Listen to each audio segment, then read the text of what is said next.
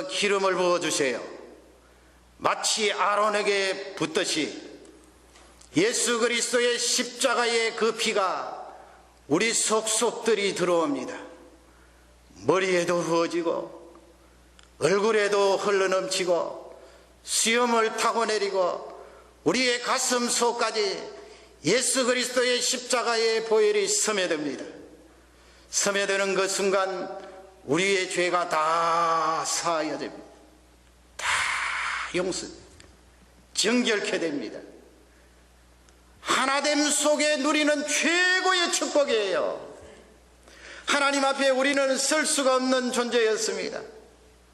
다 더럽고 추하였습니다. 죄로 가득하였습니다. 감당할 수가 없습니다. 그런 와중에 예수 그리스도께서 피를 흘리셔서 우리를 하나로 묶어주시고 개개인을 다 용서해 주셨습니다. 그 죄를 청산해 주셨습니다. 앞으로 우리가 지을 죄까지 청산해 주셨습니다. 할렐루야.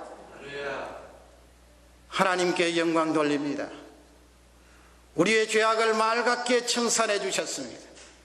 그 능력을 찬양합니다. 그 은혜를 찬양합니다. 하나됨 속에 누리는 축복이에요. 하나님이 나리워 주시는 영적인 놀라운 능력입니다. 오늘도 이 사제의 은총을 마음껏 누리시기를 주 예수 그리스도의 이름으로 축원합니다. 아멘. 우리는 구별된 사람입니다. 하나됨으로 말미암아 깨끗하게 되었습니다. 구별되었습니다. 사도행전 13장에 보면은 거기에 5명의 지도자가 나옵니다. 바나바라는 사람이 나오고요, 니게르라고 하는 시몬이 나오고, 구레네 사람 루기오가 나오고, 마나엔이라는 사람이에요. 그리고 마지막에는 사울이 나오는데 이 5사람이 안디옥 교회의 지도자들입니다. 안디옥 교회 5명의 지도자들이 다 신앙이 있고 하나가 되었어요. 그러기에 안디옥 교회는 최초로 선교사를 파송하지 않았어요. 하나님께서 교회들 가운데 가만히 보고 계시다가 가장 하나가 되는 교회 하나님이 쓰셨어요. 그런데 그 안디옥 교회 5사람의 지도자들을 보면 각각 달라요. 계층도 다르고 피부 색깔도 다르고 학식도 다르고 재산도 다르고요. 바나바라는 사람은 재산이 아주 많았던 사람입니다. 그리고 귀족 출신이에요. 부자였습니다. 그리고 니게르라는 시몬은, 니게르는 그 흑인을 말합니다. 흑인. 요즘도 뭐 흑인들이 차별을 받는다고 많이 이야기를 하는데 옛날에는 뭐 어떠했겠습니까? 그 흑인 시몬, 그리고 구레네 사람 루기오, 이 사람도 흑인이에요. 한국 쪽으로 말하면은 외국인 노동자입니다. 그 사람이 안디옥 교회에 들어와서 지도자가 되었습니다. 그리고 마엔나라는 사람은 헤롯의 젖동생입니다. 헤롯 왕실의 귀족입니다. 그 사람이 안디옥 교회에 들어와서 지도자가 되었습니다. 사울은 여러분이 잘 아시는 대로 사도 바울입니다. 학식이 있는 사람, 많이 배운 사람, 똑똑한 사람. 대개 세상 같으면 이렇게 다양하고 차이가 있으면 다투기 일상입니다. 그러나 안디옥 교회는 하나가 되었습니다. 어떻게 하나가 되었습니까? 예수 그리스도께서 안디옥 교회의 지도자들에게 기름을 부었습니다. 예수 그리스도의 십자가의 피로 하나가 된 그들에게 정결케 되었습니다. 깨끗하게 되었습니다. 깨끗하다는 것은 세상적으로 말하면 순수하다는 것 아니에요. 순수하면 싸움이 일어납니까? 분쟁이 일어납니까? 부부간에도요, 순수하면, 그러니까 그 사랑이 사랑 자체로 다져져 있으면 다툼이 일어나지 않습니다. 자존심이 어디 있어요? 순수한 사랑이 거기에 있는데요. 예수 그리스도께서 깨끗하게 씻어주시면 세상이 말하는 그 순수함 이상이에요. 그러니 안디옥 교회는 하나가 되지 않을 수가 없습니다. 하나님의 교회는 다양한 계층이 들어옵니다. 어떤 사람도 들어올 수가 있습니다. 여러분, 우리 교회가 부흥하기를 원하십니다. 저도 부흥하기를 원합니다. 이름 내기 위해서입니까? 아니에요. 부흥을 해야 하나님 앞에 할 일을 하지요.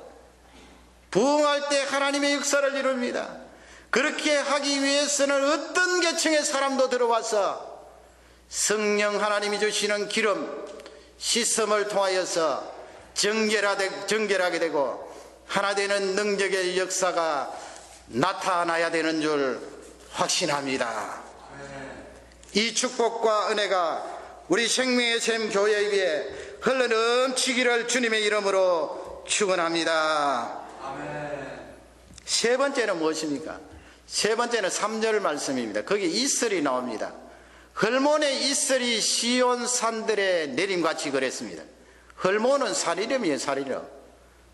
팔레스타인에서 가장 높은 산. 그래서 이 말씀은 하나됨으로 영향을 끼친다는 것입니다. 어디에? 세상에 영향을 끼칩니다.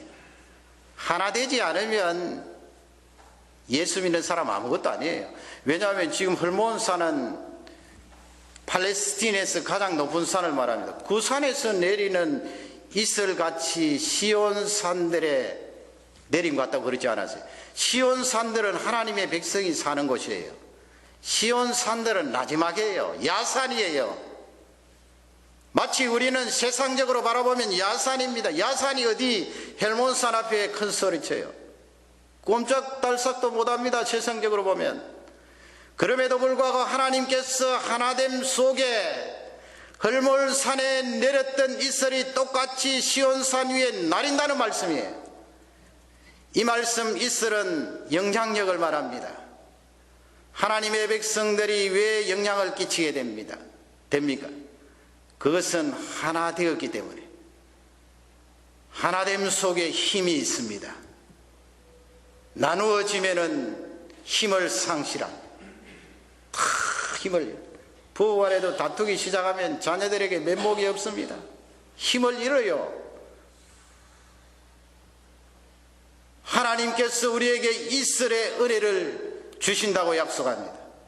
세상에 나가서 영향을 미칠 수 있는 귀한 존재. 저는 책을 읽은 것은 아니고 이슬에 대해서 그렇게 생각해 봤습니다. 어릴 적에 성장할 때 시골에서 자란 그런 내용들을 생각해 보면서 이슬이란 것이 이 가을철에 더 많이 내리잖아요. 여름에도 내리겠지만 곡식이 연걸라고 합니다. 쭉정이가 되지 않고 곡식이 단단하게 맺을 수 있는 그 비결은 이슬 때문이에요. 이슬과 태양이 조화되어서. 왜 그 콘크리트 다질 때 양생한다고 그러잖아요. 콘크리트 해놓고 그 다음에 물을 주고 또 물을 주고 하면 더 단단해진다는 거예요. 곡식이 연걸 때 하나님께서 이슬을 나리워 주십니다. 그때 소나기가 막 내리고 태풍이 오면은 곡식이 쭉정이가 됩니다. 소리도 없이 무게도 없이 이슬이라는 것이 새벽녘에 고요히 내립니다. 그리고 태양이 내리쬐입니다. 그러면은 수분이 공급되고 태양이 내리쬐고 수분이 공급되고 태양이 내리쬐니까 곡식이 연걸어서 단단한 식물이 열매가 되는 것입니다. 영향력을 말합니다. 어떤 책을 보니까 이 영향력을 이렇게 써놓았어요. 하나님의 백성은 하나됨 속에 그 속에 능력을 가지고 세상에 나아가기 때문에 이슬처럼 말로 영향을 미친다고 그랬습니다. 여러분, 이 세상 사람들에게 말로 우리는 영향을 미칠 수가 있습니다. 우리 속에 하나됨의 능력이 있잖아요. 하나님이 그 능력을 주셨습니다. 세상 사람들과 이야기할 때 내 말이 다릅니다. 내가 말하면 믿음의 말을 하기 때문에 능력이 실려나갑니다. 내가 말하는 한마디 말 때문에 다른 사람이 살아납니다. 부활을 합니다. 죽으려고 자살하려고 했던 사람이 다시 포기를 합니다. 삶의 힘을 얻습니다. 그러니 이슬과 같은 말이 얼마나 중요한가. 하나님께서 나에게 영향을 끼칠 수 있는 그런 능력을 실어주시지 않겠습니까? 에베소 4장 말씀해 보면은 하나라는